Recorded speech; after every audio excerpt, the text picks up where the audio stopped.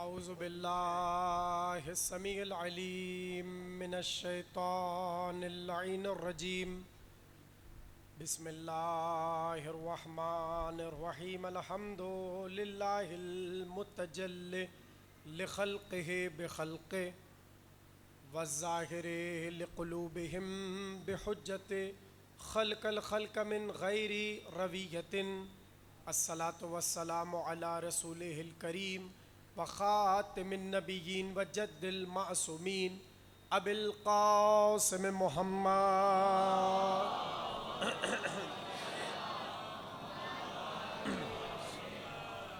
وآلہ الطیبین الطاہرین المعصومین الذین اذهب اللہ عنہم الرجس وطہرہم تطہیرا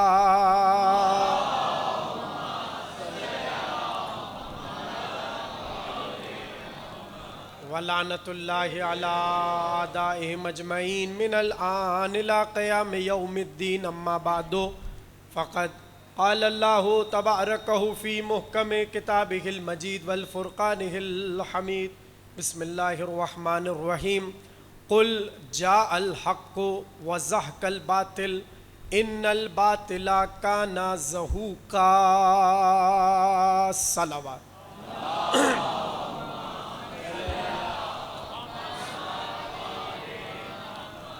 1448 ہجری کے عشرہ محرم کی تیسری تقریر آپ حضرات عزا خانہ امامیہ میں سماعت فرما رہے ہیں۔ گفتگو جس عنوان پر ہم مسلسل آپ کے گوش گزار کر رہے ہیں وہ ہے معیار حق اور باطل۔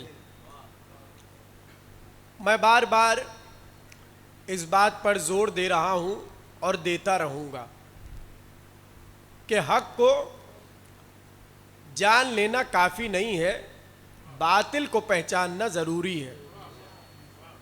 اس لیے کہ باطل وہ چالیں چلتا ہے، باطل وہ حربے اپناتا ہے کہ تاک میں لگا رہتا ہے کہ اب میں حق کو اپنی سمت اچک کر لے آؤں۔ یہ باطل کے ہیلے ہیں، یہ باطل کی سازشیں ہیں، اور باطل کی کوشش یہ رہتی ہے کہ کسی طرح گھر میں گھس جاؤں، کسی طرح گھر میں گھس جاؤں۔ آپ اپنے گھروں کا کہاں تک تحفظ کریں گے؟ وہ تو نبیوں کے گھر میں گھس گیا۔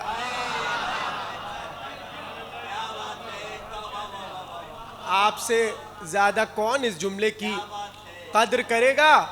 انبیاء کے گھروں میں گھس گیا باطل۔ آج اسی موضوع پر تقریر ہے کہ کیسے باطل منتظر ہے کہ میں نبی کے گھر میں جاؤں، اور بس وہ کوئی نہ کوئی ایک کریکٹر ایسا دیکھ لیتا ہے جو اسے لگتا ہے کہ یہ ہم سے بہت ملتا جلتا ہے، اور یہ والا جو حصہ ہے اور یہ جو بھی ہے اسے میں جلدی سے اچھے سے ورگلا دوں گا۔ تو اس پہ آج ہم گفتگو کرتے ہیں، لیکن ذرا سا کل جہاں تقریر کو روکا تھا وہیں سے میں بات کو آگے بڑھاؤں۔ اللہ نے کہا فخرج منہا، یعنی جو باطل جس میں سمٹ کر آ گیا اس کو اللہ کہہ رہا ہے نکل میری بارگاہ سے، اور وہ چلا گیا۔ اس دن سے وہ تاک میں لگا ہوا ہے کہ جس کی وجہ سے یہ سب میرے ساتھ ہوا ہے، نہ میں اسے چھوڑوں گا نہ میں اس کی اولاد کو چھوڑوں گا۔ اور اللہ ہے کہ بار بار آدم کو بتاتا چلا جا رہا ہے آدم تمہارا جو کھلا ہوا دشمن ہے نا وہ شیطان ہے، یعنی اے آدم سب سے زیادہ تمہیں جس سے بچنا ہے اور اپنا تحفظ کرنا ہے وہ کوئی اور نہیں، وہ شیطان ہے۔ اور ایسے میں اللہ نے جلدی جلدی سے آدم کو بتا بھی دیا کہ بھائی یہ پوری جنت تو ظاہر ہے کہ تمہاری ہے، جہاں چاہے جاؤ، کھاؤ پیو، اٹھو بیٹھو، جو کرنا ہے کرو، مگر آدم ہوشیار، لا تقرب هذه الشجرہ، بس اس شجر کی طرف نہ جانا۔ تقریر شروع ہو رہی ہے، ذرا سا میرے ساتھ رہیے، تمہیدی گفتگو ہے۔ آدم جنت میں کھاؤ پیو جاؤ چلو پھرو، یہ سب سورہ بقرہ میں لکھا ہے جو بتا رہا ہوں، مگر اللہ نے تنبیہ کر دی الٹ کر دیا آدم کو، لا تقربا ہاذہ الشجرہ، اس شجر کی طرف نہ جانا۔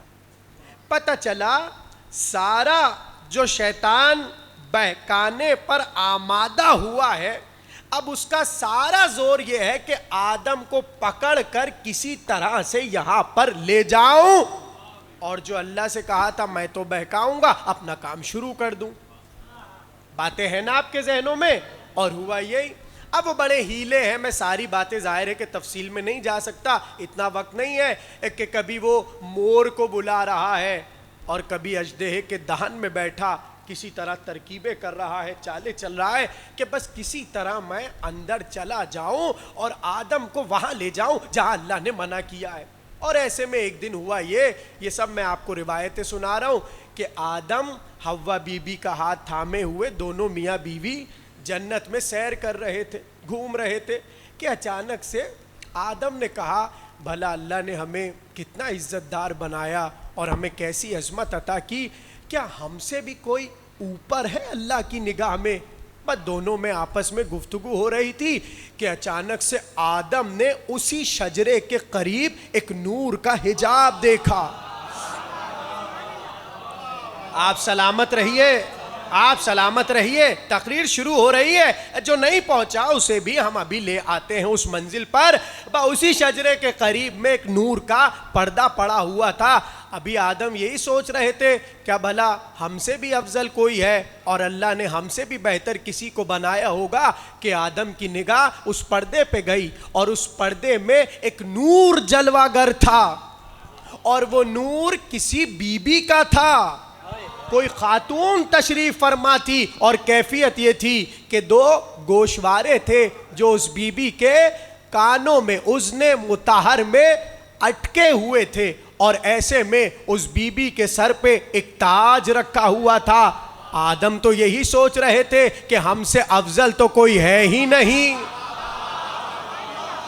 آپ سلامت رہیے، شیعہ تفاسیر سے پڑھ رہا ہوں، ظاہر ہے میں اپنے بچوں کو تو بھائی اپنا ہی عقیدہ سناؤں گا نا، ہے تو ایسے ہی آدم نے دیکھا تو ابھی تو یہ سوچ رہے تھے کہ ہم سے کوئی بہتر نہیں ہے، مگر جیسی نگاہ اس نور کے پردے پر گئی اور ایک عکس نمایاں آدم کے سامنے ہوا، تو آدم نے پلٹ کر پوچھ لیا پروردگار ہم تو سمجھ رہے تھے کہ ہم سے بہتر کوئی نہیں ہے، بھلا یہ کس بی بی کا نور ہے؟ یہ کس بی بی کا نور ہے جو ایسا جلوہ گر ہے، اور یہ دو گوشوارے کیسے ہیں، اور یہ سر پہ تاج کیسا ہے؟ کہتے اسی وقت آواز کردگار آئی، آدم یہ میرے حبیب کی بیٹی کا نور ہے۔ اے آدم گھبراہٹ نہ ہو، بالکل گھبرائے نہیں، امام کی روایت سنا رہا ہوں، کہا آدم یہ ہماری بیٹی، ہمارے حبیب کی بیٹی کا نور ہے۔ اور یہ گوشوارے کیسے؟ کہ یہ ان کے بیٹے ایک حسن دوسرے حسین کا پروردگار، اور یہ سر پہ تاج کیسا ہے؟ کہا یہ علامت ہے ان کے سرتاج علی کی۔ بھائی اس دن سے محاورہ بن گیا، بیوی کے سر کا تاج شوہر۔ یہ تمہارے شوہروں کی بات نہیں ہے، عورت کا تاج بس زہرا کا شوہر ہے۔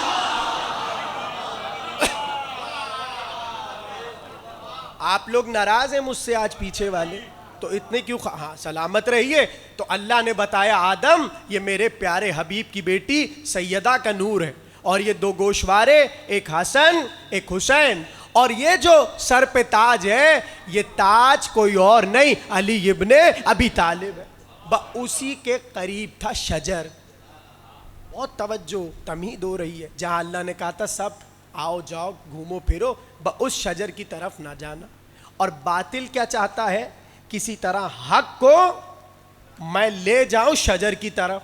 اور ایک دن ہوا یہی، اب میں ظاہر ہے کہاں تک آپ کو باتیں کھول کے سمجھاؤں، بس قرآن کہتا ہے، اب میں قرآن ہی پر رک کے سمجھا رہا ہوں۔ قرآن کہتا ہے آدم وہاں پر چلے گئے۔ اب کیسے گئے وہ سب آپ خود جا کے تفسیروں میں پڑھیے۔ آدم وہاں چلے گئے اور اس شجر سے ذرا سا پھل کھا لیا۔ اب ظاہر ہے اس شجر کا ظاہرہ جو آل محمد کی تفاسیر میں لکھا ہے وہ یہی ہے کہ وہاں پر محمد و آل محمد کا نور تھا، اور اللہ نے بس اس لیے یہ چاہا تھا کہ آدم وہاں نہ جائیں، کہیں آدم کے ذہن میں یہ نہ ابھر آئے کہ کاش میں ان جیسا ہوتا۔ میں بہت آہستہ سے کچھ کہنا چاہ رہا ہوں۔ اللہ یہ نہیں چاہتا تھا کہ آدم وہاں پر جائے اور اپنے آپ کو حسرت سے یہ کہے کاش میں ان جیسا ہوتا۔ بھئی یہ جو کاش تھا نا، وہ جو شجر، آدم نے شجر سے پھل کھایا اور کاش ذہن میں ابھرا، اسی کا نتیجہ تھا قابیل جیسا بیٹا۔ جو سمجھ گیا وہ سمجھ گیا۔ اب آپ کو تھوڑا سا ذہنوں پہ زور ڈالنا پڑے گا، اس لیے حق و باطل میں اس سے زیادہ واضح نہیں کر سکتا۔ یہ سب تفاسیر علماء کی باتیں آپ کو سنا رہا ہوں۔ یہ جو آدم نے سوچا کاش، تو جملہ کہوں آہستہ سے، آپ آہستہ نہ سنیے گا۔ جب اللہ آدم کے لیے یہ پسند نہیں کرتا کہ وہ آل محمد کے نور کو دیکھ کر کہے کاش میں ان جیسا ہوتا،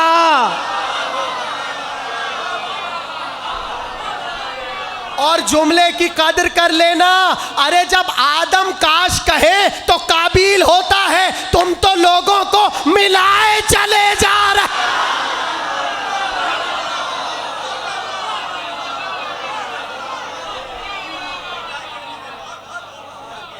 آپ سلامت رہیے۔ یہ بڑی نازک منزلیں ہیں اور مجھے کوئی گھبراہٹ نہیں ہے یہ بات کہنے میں، اس لیے کہ بات ریکارڈ ہو رہی ہے اور یہ پیغام پہنچنا ضروری ہے۔ آدم نے بس کاش کہا تو اس کاش کا نتیجہ یہ ہوا کہ گھر میں قابیل جیسا بیٹا ہو گیا، اور اللہ نے آدم سے کہا آدم ہم نے تمہیں منع کیا تھا شجر کی طرف نہ جانا، اب جاؤ تم بھی زمین پہ چلے جاؤ، اب تم ہماری جنت میں رہ نہیں سکتے۔ یہ میں کوئی اپنے گھر کی باتیں تو نہیں بتا رہا آپ کو، قرآن کی باتیں۔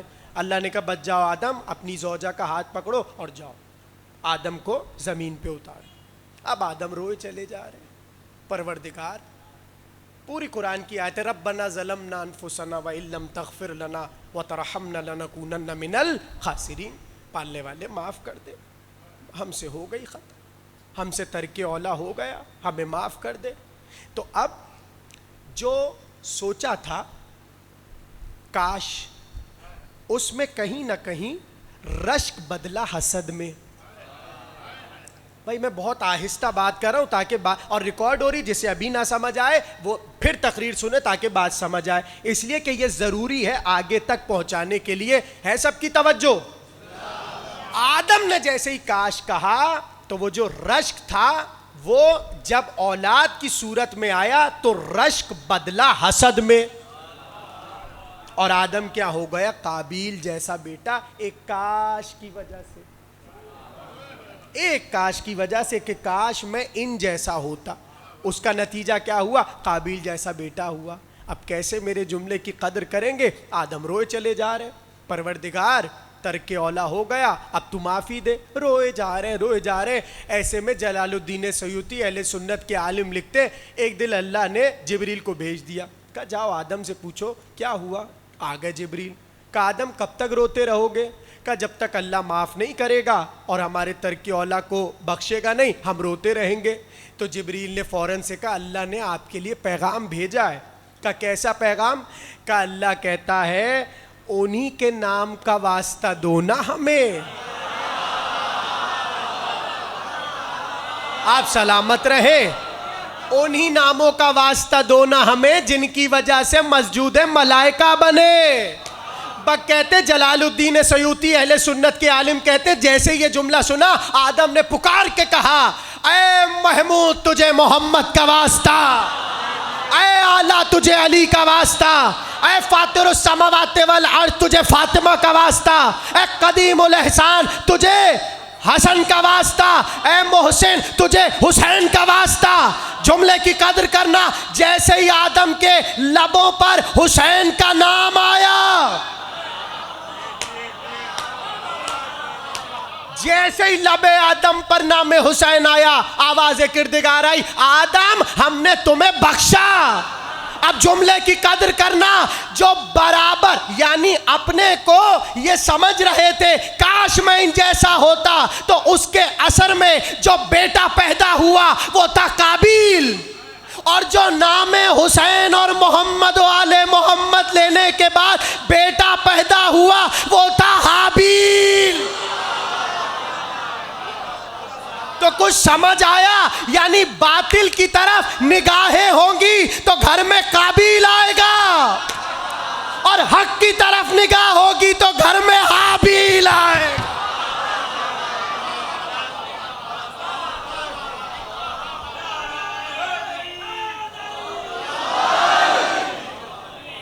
بھائی بات سمجھ آ رہی ہے؟ معیار حق و باطل, میں نے کیا کہا؟ باطل انتظار میں رہتا ہے, کوشش کرتا ہے کہ میں کسی طرح نبی کے گھر میں گھس جاؤں. ہمیشہ باطل کا یہ مکر ہے, آ گیا گھس گیا نبی کے گھر میں. اب ایک بیٹا قابیل, ایک بیٹا حابیل, ایک بیٹا حابیل اور ایک بیٹا, اور دونوں ہی آدم کے بیٹے, دونوں گھر کے بیٹے. یعنی ایسا تھوڑی ہے کہ یہ بیٹے وہ نہیں, نہ, جیسے قابیل ویسے حابیل. بس ایک فرق تھا, قابیل بڑے بھیا تھے. کہاں آپ نے میرے جملے کو سمجھا جو میں آپ کو کہنا چاہ رہا ہوں؟ بڑے بھائی تھے, بڑے بھائی. قابیل بڑے بھائی, بڑے بھائی قابیل. اب ہوا کیا؟ قرآن ہے سارا قصہ. اب بڑے ہوتے چلے گئے, قابیل بھی بڑے ہو گئے, حابیل بڑے ہو گئے.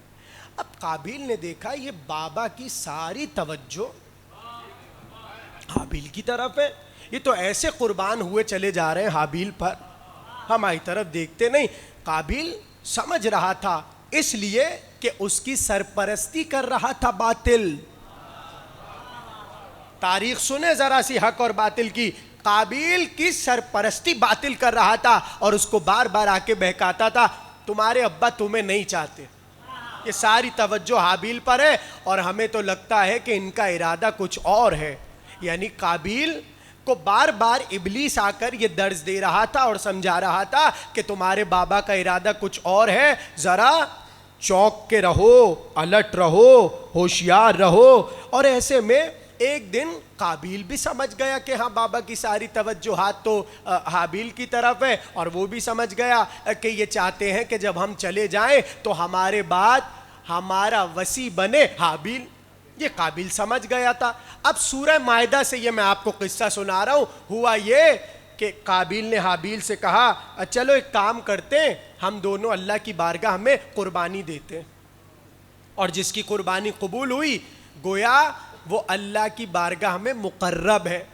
یعنی وہ اپنے بابا کو یہ دکھانا چاہ رہا تھا کہ اللہ مجھے زیادہ محبت کرتا ہے, حابیل سے نہیں کرتا. تو جب اللہ مجھ سے زیادہ محبت کرتا ہے تو آپ کیوں حابیل سے کر رہے ہیں؟ یہ اس کی مکر تھا, یہ باطل کی چال تھی. اب ہوا یہ کہ چونکہ حابیل جو تھے وہ بھیڑ بکریاں چڑھایا کرتے تھے, تو جب یہ بات طے ہوئی تو اس عہد کی قربانی یہ تھی, حابیل کی جو سب سے خوبصورت فربا موٹی تازی بکری یا دمبا تھی, حابیل نے اسے لیا اور کہا میں راہ خدا میں اسے پیش کروں گا. اور قابیل کا جو کام تھا وہ تھوڑا مختلف تھا, یعنی وہ درختوں پھول پودوں کا کام کرتا تھا. جتنے خراب پتے تھے, پودے تھے اور پھول تھے اس نے وہ تیار کیے کہ میں راہ خدا میں یہ دوں گا.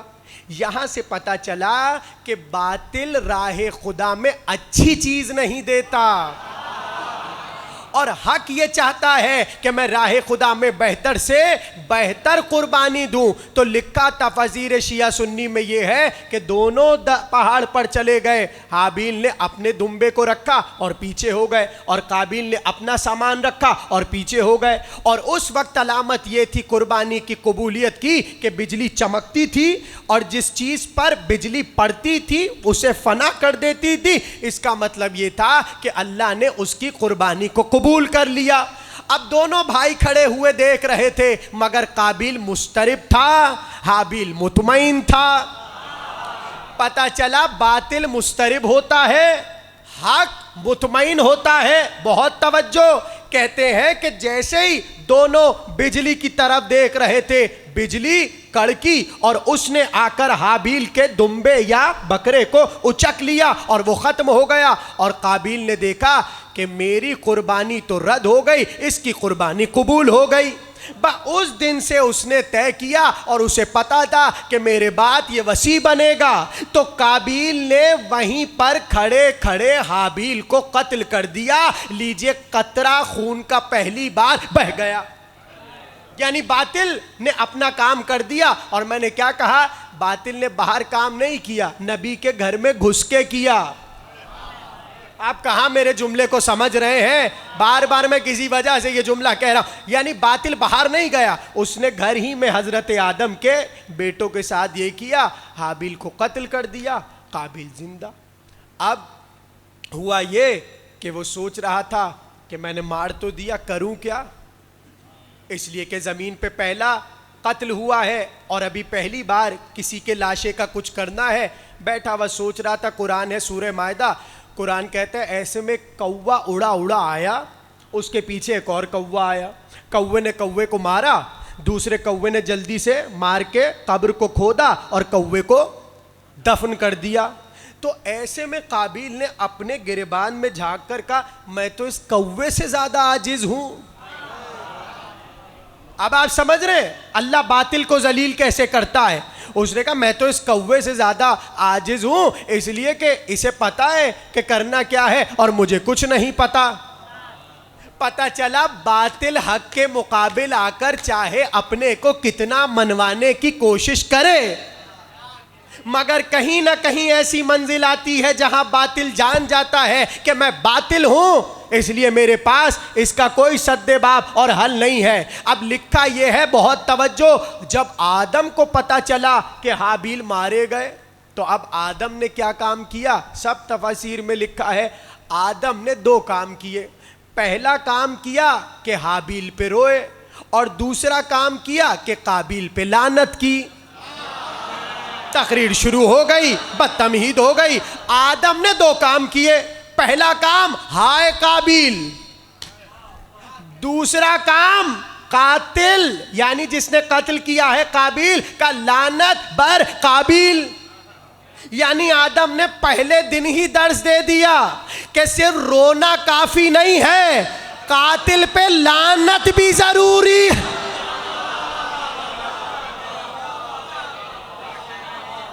سمجھ رہے ہیں آپ؟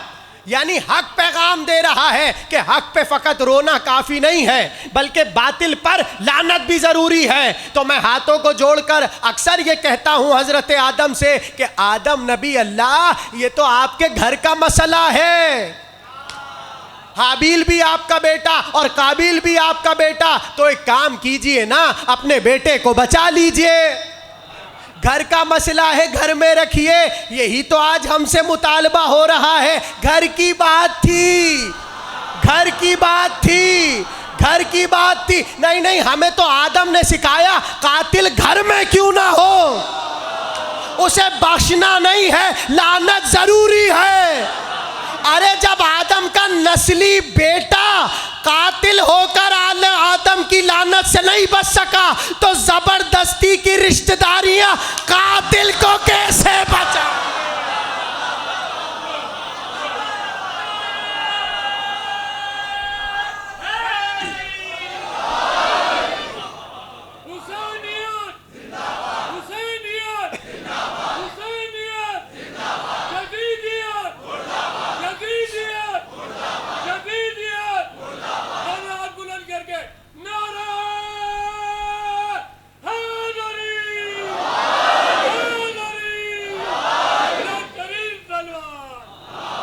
اللہم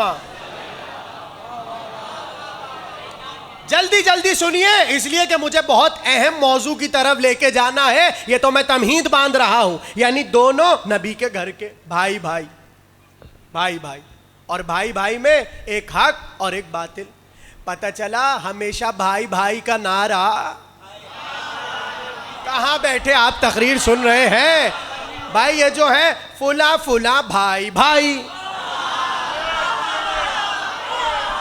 پتہ چلا وہ نعرہ اس لیے لگاتے کہ بھائی بنا دو, بھائی بنا دو, بھائی سے فائدہ کیا ہوگا؟ سب مل جائے گا, حق باطل سب مل جائے گا, کچھ نہیں پتا چلے گا. کہا نہیں, اللہ نے پہلے دن ہی بتا دیا بھائی قاتل مقتول. باتوں کو سمجھ رہے ہیں آپ؟ یعنی اللہ نے بتا دیا حابیل بھائی، قابیل بھائی، بھائی کا قاتل بھائی. تو سوال یہ ہے قابیل کے پاس دلیل کیا تھی کہ جس بنیاد پر وہ کہہ رہا تھا کہ مجھے آدم کا وصی بننا چاہیے اور مجھے آدم کا جانشین بننا چاہیے، ایک ہی دلیل تھی اس کے پاس. آپ سلامت رہیے. ایک ہی دلیل تھی اس کے پاس، کیا؟ میں بڑا ہوں. آپ سلامت رہیے.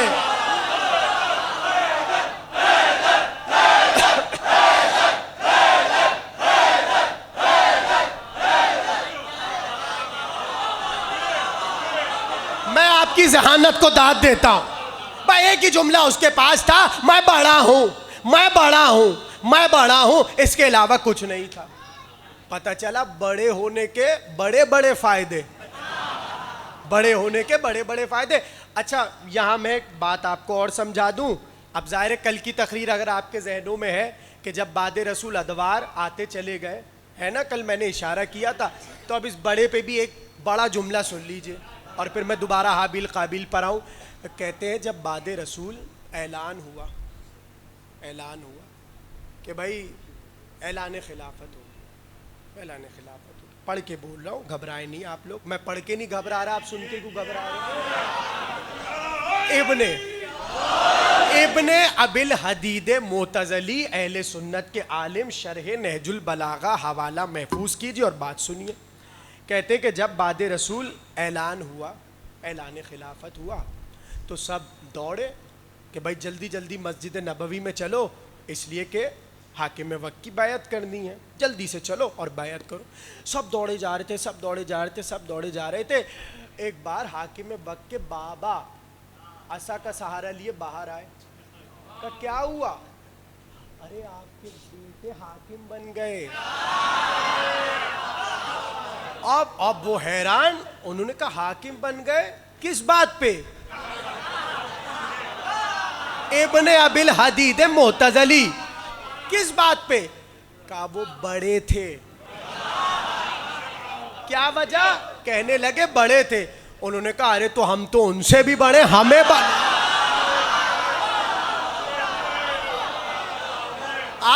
آپ سمجھ رہے بات کو؟ یعنی قابیل کا کلیم، باطل کا کلیم یہ تھا کہ میں بڑا ہوں اس لیے مجھے بننا چاہیے. مگر آدم نے بتایا نہیں، بڑے ہونے کی بنیاد پہ نہیں، اللہ عمر کی بنیاد پر نہیں، اللہ قابلیت کی بنیاد پر، طہارت کی بنیاد پر، اپنے علم کی بنیاد پر نبی کا وصی مقرر کرتا ہے. تو سارا کام اس لیے قابیل نے کیا تھا باطل نے کہ حابیل کو قتل کروں گا تو میں وصی بن جاؤں گا. مگر اب مجھے انصاف سے بتائیے، کیا قتل حابیل کے بعد آدم نے اسے وصی بنایا؟ ہاں، شیش کو بنایا، اور وہ بھی ایک دم نہیں بنایا، وہ صلے میں بنایا. اب وہ صلہ بھی سن لیجئے. جب مارے گئے حابیل تو آدم بیچارے 40 برس تک روز قبر حابیل پہ آتے اور گریہ کرتے اور لعنت کرتے رہتے قابیل پہ. تو اللہ میاں نے کبھی کسی ملک کو بھیج کے آدم کو نہیں کہا یہ کیا بدعت ہو رہی ہے؟ بھائی تھوڑا سا جاگیے، تقریر خاتمے پر ہے، خاتمے پر ہے. کبھی کوئی ملک نہیں آیا کہ آدم کو بولے کہ کیا بدعت، ہر وقت تم رونا لگائے رہتے ہو. نہ، بلکہ اللہ کو تو ایسا رونا بھایا. اللہ نے کہا تم رو رہے ہو حابیل کو، تو اب ہم تمہیں حابیل جیسا ہی بیٹا دیں گے، جس کے رخسار حابیل جیسے، جس کی آنکھیں حابیل جیسی، جس کی پیشانی حابیل جیسی، جس کے بال حابیل جیسے، جس کی قد کاٹ حابیل جیسی.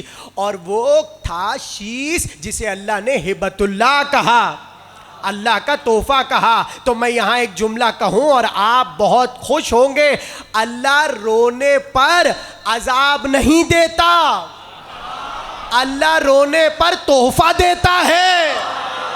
آدم روئے تو آدم کو اللہ نے حابیل پہ رونے کا تحفہ دیا، ایک ایسا بیٹا جو ہو بہو حابیل جیسا تھا.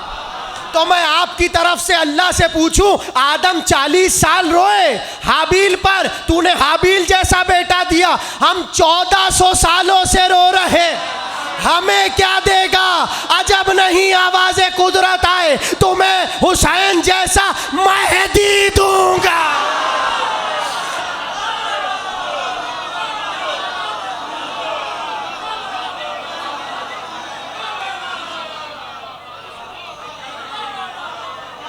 شان سے آپ تقریر سن رہے ہیں.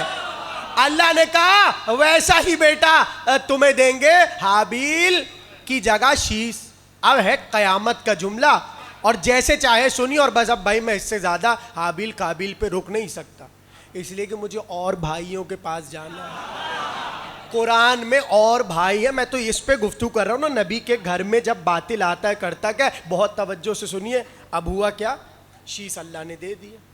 اب قابیل پہلے ہی پریشان تھا, وہ یہ سمجھ رہا تھا کہ میں حابیل کو قتل کروں گا اور میں خلیفہ اور جانشین اور وصی بن جاؤں گا حضرت آدم کا.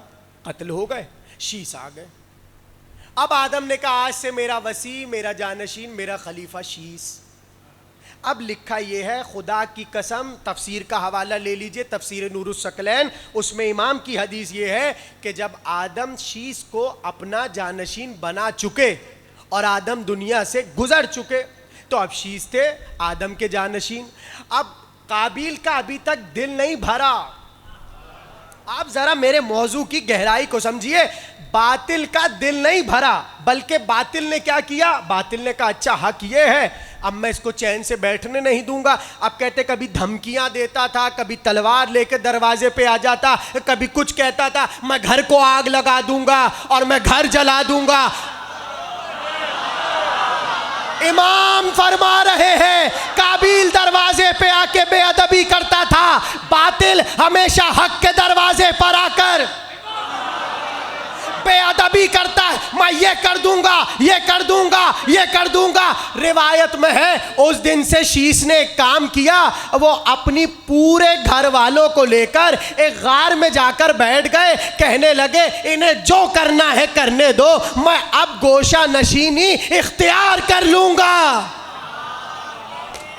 پتا چلا جب باطل برسر پیکار ہو تو حق خاموشی سے گوشہ نشین ہو جاتا ہے.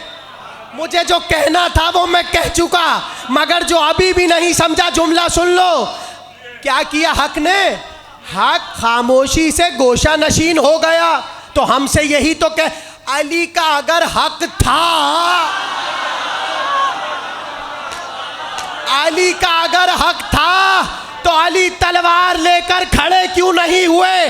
یہ تو نبی کا آخری جانشین ہے. میں آدم کے جانشین سے پوچھوں اے شیش اگر تمہارا حق تھا تلوار کیوں نہیں نکال, گوشہ نشین کیوں؟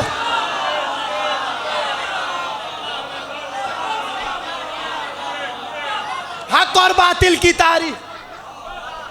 بھائی جو میں کہہ رہا ہوں میں بس اس کا ذمہ دار ہوں. میں آپ کو حابیل قابیل کی داستان سنا رہا ہوں, آپ بہت آگے نکلنے کی کوشش مت کیجیے, اس کا میں ذمہ دار نہیں ہوں. تقریر کا خاتمہ ہو رہا ہے, شیش گوشہ نشین ہو گئے.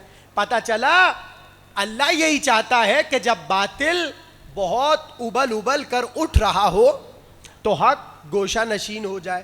اب اگر کوئی پوچھے کہ اگر علی کا حق تھا تو علی باہر کیوں نہ آئے, آپ کہے گا اگر شیش کا حق تھا تو باہر کیوں نہ آئے.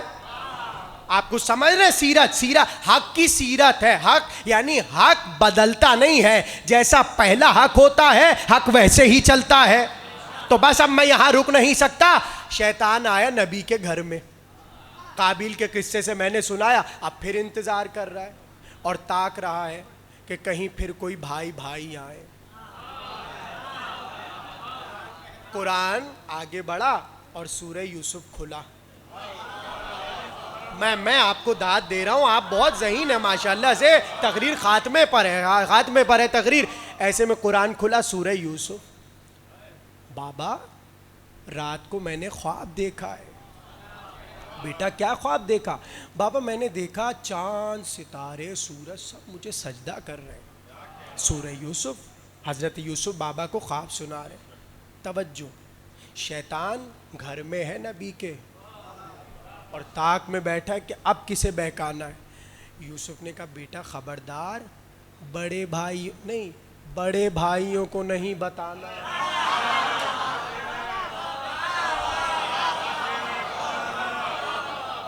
بیٹا قرآن ہے بھائی, بیٹا خبردار بھائیوں کو نہ بتانا. اب وہ گھر میں بھابھی کھڑی ہوئی سن رہی تھی. کہاں آپ نے جملے کا لطف لیا. حضرت یوسف کی بھابھی. تمام سنی علماء شیعہ علماء اپنی تفسیر میں لکھتے ہیں، اور آپ کسی بھی عالم کی تفسیر اٹھائے گا سب آپ کو یہ لکھے ملے گا کہ بھابھی کھڑی ہوئی سن رہی تھی اور بھابھی نے سب سن لیا. اب قرآن نے بتایا کہ اکثر گھر میں یہ جو مسئلے ہیں دیور اور بھابھیوں کے، اللہ نے قرآن میں دکھایا کہ بھائی یہ تو حضرت یعقوب کے گھر کا مسئلہ تھا. یعنی حضرت یوسف کنویں میں پھینکے ہی نہ جاتے اگر بھابھی نہ سنتی. سب سن لیا انہوں نے اور جلدی سے آ کر بھائیوں کو بتا دیا. آپ یہاں کیا بیٹھے ہوئے سوچ رہے ہیں کہ یعقوب جائیں گے تو آپ کو عہدہ ملے گا؟ ارے وہ تو خواب دیکھ چکے اور یہ اور وہ، اور یہ پورا قرآن نے کہا. ایسے میں بھائیوں کو پتہ چل گیا. اب بھائیوں کے درمیان آ کر بیٹھا باطل. حق کے خلاف باطل نے ایک بار پھر اکتفا کیا اور بھائیوں کو بتایا کہ اگر یوسف رہے یہاں پر تو بڑا غضب ہو جائے گا، اس لیے کہ تم تمنا لیے بیٹھے ہو یعقوب کی وصایت کی، اور ایسے تو یوسف وصی بن جائے گا. اب مجھے آپ کو بتانے کی ضرورت تو نہیں ہے کہ ہوا کیا، سب کو پتا ہے نا. بھائیوں نے، بڑے بھائیوں نے کیا کیا؟ لے کے چلے یوسف کو کنویں میں پھینک دیا. قصہ سنا دیا میں نے آپ کو کہ نبی کے گھر میں جب جب میں نے بھائیوں کے قصے پڑھے تو اکثر یہی ملا، قابیل حابیل کا دشمن، برادران یوسف کے دشمن. تو صبح قیامت تک نبیوں کے گھروں میں جو بھائی آئے وہ ایسے بھائی کہ جب ہم قرآن کھول کے کسی بھائی کی کاپی کرنا چاہیں اور آئیڈیل بنانا چاہیں کہ نبی کے گھر کے بھائی کیسے ہوتے ہیں تو شرم سے آنکھیں جھک جائیں. ارے نبی کے گھر میں ایسے ایسے بھائی ہیں. تو صبح قیامت تک اس پر دھبا تھا رشتے پر کہ جیسے بھائی ہوتے ہیں ایسے بھائی ہوتے ہیں. رسول نے کہا سب کو دیکھ لیا، اب میرے بھائی علی کو دیکھ.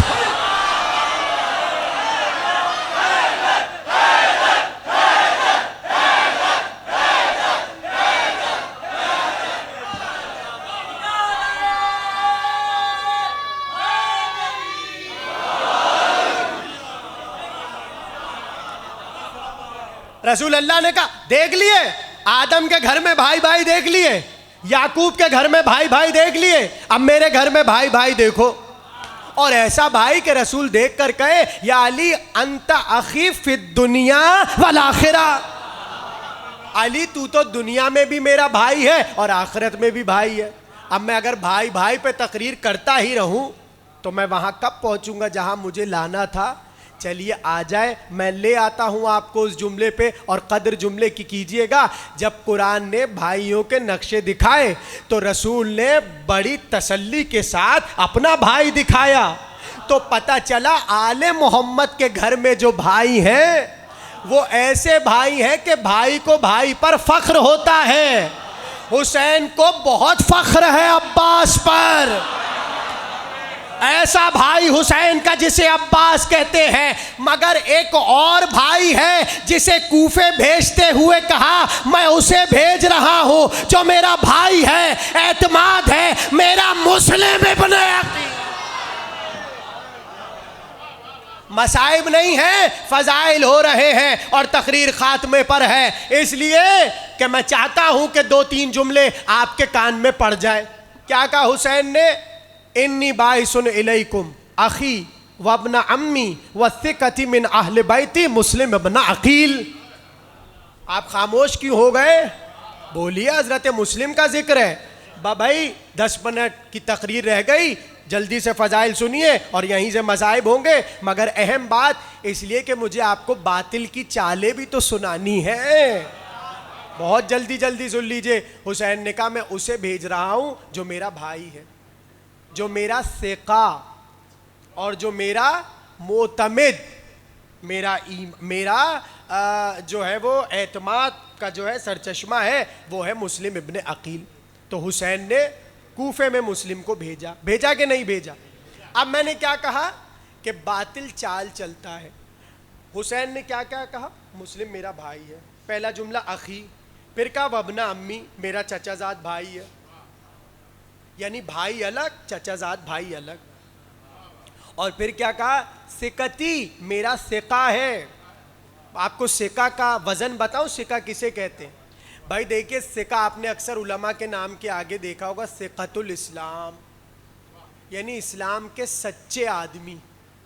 ثقہ کہتے ہیں سچے کو، یعنی جہاں جھوٹ کا گمان نہ ہو اسے کہتے ہیں ثقہ. اور سن لیجئے، ہمارے ہاں جو علم رجال پر کتابیں لکھی جاتی ہیں حدیث کی، اگر کوئی عالم کسی کو ثقہ کہہ دے تو اس کا وزن بڑھ جاتا ہے. یعنی اگر کسی روایت میں بوجھل تو نہیں ہو رہی بات، یہ باتیں سن لیجئے، بہت ضروری باتیں، کان میں پڑی رہیں، کبھی کام آئیں گی. اگر عالم کسی کو لکھ دے ثقہ، تو اب دوسرا عالم اس حدیث کو رد کرتے ہوئے 100 بار سوچتا ہے، اس لیے کہ انہیں ثقہ کہا گیا ہے. میں آپ کو زندہ مثال دیتا ہوں، آیت اللہ خوئی علی اللہ مقامہ، ان کی پوری کتاب ہے علم رجال پر، 29-30 جلدوں کی. اس میں انہوں نے پورے جتنے راویان گزرے ہیں شیعوں کے، سب کا جو ہے وہ حالات لکھ دیے. اب جملہ سنیے، اگر آیت اللہ خوئی کسی راوی کو کہہ دے ثقہ، تو اب بڑا عالم، بڑے سے بڑا عالم اسے رد کرتے ہوئے سوچتا ہے، کیوں؟ آیت اللہ خوئی نے اسے ثقہ کہا ہے. میں کہہ گیا جو مجھے کہنا تھا. وہ کہتے ہیں بھائی اس حدیث کو رد نہیں کر سکتے، کیوں؟ آیت اللہ خوئی نے اسے ثقہ کہا ہے. تو جسے آیت اللہ خوئی ثقہ کہے اس کا کردار اتنا بلند ہو جائے، اور جسے حسین ثقہ کہے،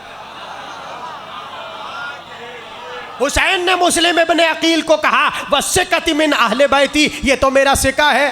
اب دیکھیے آپ چونکہ صحیح سے سمجھے نہیں تو مجھے یہاں رکنا پڑے گا. ثقہ یعنی سچ. آپ نے اکثر خبروں میں سنا ہوگا نجمی بھائی، صحافی حضرات یا نیوز سنانے والے کہتے ہیں بڑے وثوق ذرائع سے یہ بات پہنچی ہے. سنا ہے آپ نے؟ وثوق کیا؟ یعنی ایسی سچی خبر ہے، ایسی سچی خبر ہے کہ رد نہیں ہو سکتی. اب جیسے ہمیں وثوق ذرائع سے پہنچی ہے کہ ہم جہاں عشرہ پڑھنے جا رہے ہیں وہاں لائٹ ہی نہیں ہے. یہ آپ اس پہ ہنسے نہیں، اس پہ گریہ کریں. یہ مصائب ہے، یعنی ہم لوگوں کے مصائب ہیں، یہ کراچی کے مصائب ہیں. اب میں ان باتوں کو ممبر پہ کرنے کا قائل نہیں ہوں، لیکن چونکہ بات عزاداری کی ہے تو میں کروں گا.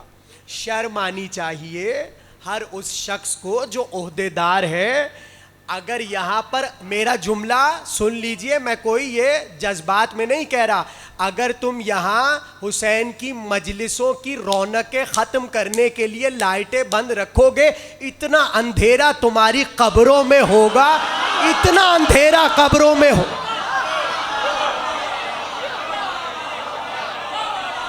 ہم لانڈی جاتے ہیں پتہ چلتا ہے وہاں بھی لائٹ نہیں ہے، یہاں آئے پتہ چلا یہاں بھی لائٹ نہیں ہے، پھر جب وہاں کازمین پہنچتے رات کو 1 بجے بھی لائٹ نہیں ہے. یعنی علاقے باندھے میں جیسی عشرہ شروع ہو لائٹ بند کر دو. تو یہ تمیز ہے، یہ تہذیب ہے. حالانکہ آپ کا دعویٰ تو یہ ہم بھی امام حسین سے محبت کرتے ہیں. تو بھائی آپ لوگ کبھی ہمیں سمجھائیں تو آپ لوگ کرتے کیسے ہیں؟ بھائی کیسے آپ لوگ امام حسین سے؟ اب میں کیا کیا باتیں بتاؤں، دیکھیے میں کیا کروں، میں کیسے پڑھوں اور کہاں تقریر کو روکوں. کہتے ہیں ہم بھی امام حسین سے محبت کرتے ہیں، اور ہمارے لیے کیسے غلط جملے. کیسے؟ ہم نے ماتم کیا تو کہتے ہیں نعوذ باللہ حالانکہ بہت خراب جملہ ہے، سوچنا چاہیے بولنے سے پہلے.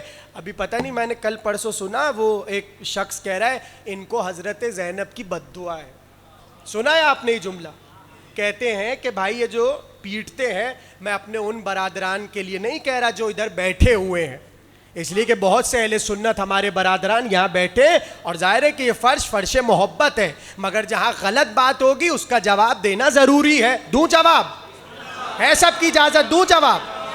کہتے ہیں ان کو حضرت زینب کی بد دعا ہے اس لیے یہ پیٹتے ہیں. اپنے آپ کو جو ماتم کرتے ہیں، یہ والا ماتم ہم کر رہے ہیں، کہتے ہیں ان کو حضرت زینب کی بد دعا ہے اس لیے لوگ 10 محرم کو ماتم کرتے ہیں. تو پھر میں تو یہی سمجھ رہا ہوں آپ لوگ کو حضرت زینب کی دعا ہے، آپ 10 محرم کو پکنک پہ جاتے ہیں. بات سمجھ رہے ہیں آپ؟ ہاں بھائی تو بات تو بتائیے، یہ جو آپ کہتے ہیں ہم بھی، یہ کون سی محبت ہے؟ آپ کو تو یہ چاہیے کہ 10 دن تک کسی علاقے میں نہ لائٹ جائے، نہ کسی قسم کا مسئلہ ہو، کہ عزاداری طریقے سے ہو جائے، محبت کے ساتھ ہو جائے۔ ہم کیا کر رہے ہیں؟ ہم ذکر محمد و آل محمد کر رہے ہیں۔ کیا اتنا بھی ہمارا بنیادی حق اس ملک میں نہیں ہے کہ جہاں پر ہم ذکر کرنا چاہیں وہاں لائٹ نہیں ہے؟ کتنے مسائل ہیں ہمارے کہ جسے ہم جھیل رہے ہیں، ہم کچھ نہیں کہہ رہے، خاموشی کے ساتھ عزاداری کر رہے ہیں۔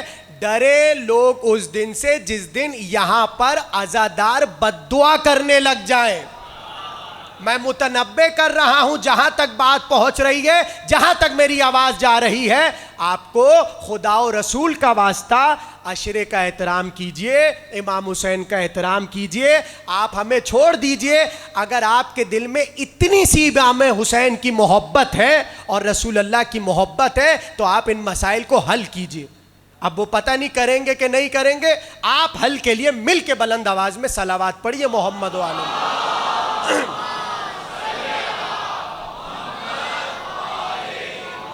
لیجئے تقریر کا آخری جملہ، میں تقریر کو روک رہا ہوں۔ حسین نے کہا میں اسے بھیج رہا ہوں جو میرا بھائی ہے، میرا ثقہ ہے اور میری اہل بیت سے ہے۔ میں نے کیا کہا؟ ثقہ وہ کہ جو سچا ہو، جس سے جھوٹ کا گمان نہ ہو۔ اسی سے نکلا ہے وثوق ذرائع، یعنی بہت اعتماد کے ساتھ یہ خبر پہنچ رہی ہے۔ بس آخری جملہ تقریر کا، اور اسی سے نکلا ہے وثاق۔ وثاق اس زنجیر کو کہتے ہیں، قدر کیجئے گا، آخری جملہ ہے، آخری جملہ۔ وثاق اس زنجیر کو کہتے ہیں اور اس رسی کو کہتے ہیں کہ مل کر جسے سب توڑنا چاہے وہ ٹوٹے نہ۔ آخری جملہ، وثاق اس زنجیر کو کہتے ہیں جسے سب مل کر توڑنا چاہے، رسی کو توڑنا چاہے کوئی توڑ نہ سکے۔ حسین نے مسلم کو تنے تنہا کوفے میں بھیج کر بتایا، مسلم میری اس زنجیر ولایت کا نام ہے جسے پورا کوفہ مل کے توڑنے کی کوشش کرے گا مگر یہ زنجیر ٹوٹے گی نہیں۔ پتہ کیسے چلتا کہ یہ زنجیر ولایت کیا ہے؟ آخری جملہ، جب مسلم پہنچے دربار ابن زیاد میں، کسی نے بڑھ کر کہا کیا تم امیر کو سلام نہیں کرو گے؟ اے مسلم کیا امیر کو سلام نہیں کرو گے؟ ڈانٹ کر کہا مالی امیر سوال حسین، میرا کوئی امیر نہیں سوا حسین کے۔ وارے مسلم، ہونٹ کٹے ہوئے ہیں تمہارے، ہاتھ بندھے ہوئے ہیں مسلم کے، مگر پھر بھی حق کا پیغام اس شان سے مسلم دے رہے ہیں اور زمانے کو بتا رہے ہیں کہ اگر تم حق پر ہو تو خبردار باطل کے سامنے سر نہ جھکانا۔ تنہا مسلم ہے، کہتے ہیں کہ پیاس بہت لگ رہی تھی مگر کربلا کا پہلا مسافر تھا نا مسلم، کربلا کا پہلا شہید ہے مسلم۔ میری طرف دیکھیے، مصائب شروع ہو گئے، بس 2 جملے کہوں گا، آپ گریہ کیجئے گا۔ کہتے ہیں مسلم نے گردن کو نہیں جھکایا مگر پیاس بہت لگ رہی تھی تو قریب میں کسی کو بلا کر کہا کیا پانی ملے گا؟ وہ جلدی سے گیا اور ایک جام پانی کا لایا اور مسلم کے سامنے لا کر رکھ دیا۔ بس کہتے جیسے ہی لبوں سے لگایا خون مسلم کا پانی میں مل گیا۔ میں کہوں گا مسلم تم کربلا کے شہید ہو مسلم، اس لیے جب علی اصغر پیاسے مارے جائیں گے تم بھی پیاسے رہو گے مسلم۔ بس عزیزو آپ نے گریہ کیا، مجلس ہو گئی، آخری جملے سن لیجئے۔ ایک بار مسلم کو دارالعمارہ کی طرف لے جانے لگے، جیسے جیسے سیڑھیاں چڑھتے جاتے تھے مسلم کلمہ پڑھتے جاتے تھے، تسبیح کرتے جاتے تھے۔ بہت روئیں گے جو اولاد والے بیٹھے ہیں، کہتے ہیں جیسے ہی دارالعمارہ کی چھت پر مسلم کو لایا گیا اور تلوار چلانا چاہتا تھا جلاد کہ مسلم نے دارالعمارہ سے دیکھا، ظاہر ہے کہ 9 ذی الحج کا واقعہ تھا اور دوسرے دن عید تھی. مسلم نے دیکھا سب سامان عید خرید رہے ہیں, اپنے بچوں کو کاندھوں پہ بٹھائے عید کی تیاریاں ہو رہی ہیں. ایک تڑپ کے مسلم نے کہا اے کوفے والو, تم اپنے بچوں کو کاندھوں پر بٹھا کر سامان عید خرید رہے ہو. ارے سنو, جب میں کوفے میں آیا تھا میرے 2 بچے ساتھ. اجرکم اللہ, اجرکم اللہ. جب میں کوفے آیا تھا میرے 2 بچے ساتھ تھے. ارے اگر کسی کو مل جائے انہیں تماچوں سے بچا.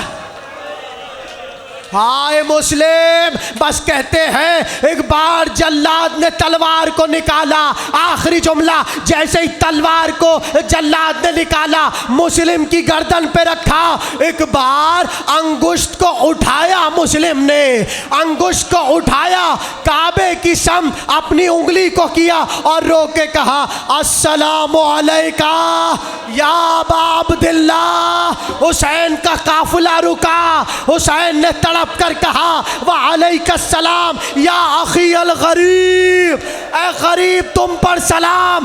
عباس علمدار آگے آئے, کہا آقا کسے جواب سلام دیتے ہو؟ ایک بار حسین نے کہا عباس میری انگلیوں کے درمیان دیکھو. اب جو عباس نے دیکھا ظالم کی تلوار, مسلم کا سر. عباس مچلنے لگے, کہا آقا مجھے جانے دیجئے میں مسلم کو بچاؤں. کہا نہیں عباس اب وقت شہادت ہے. کہا آقا بس اتنی مہلت ملے, میں بھیا کا لاشا اپنے آخری جملہ, کہا میں مسلم کا لاشا اپنے ہاتھوں پر اٹھاؤں. کہا عباس ذرا نیچے دیکھو. ارے اب جو دیکھا ایک سیاہ پوش بی بی ہاتھوں کو پھیلائے رو کے کہتی تھی اے مسلم فاطمہ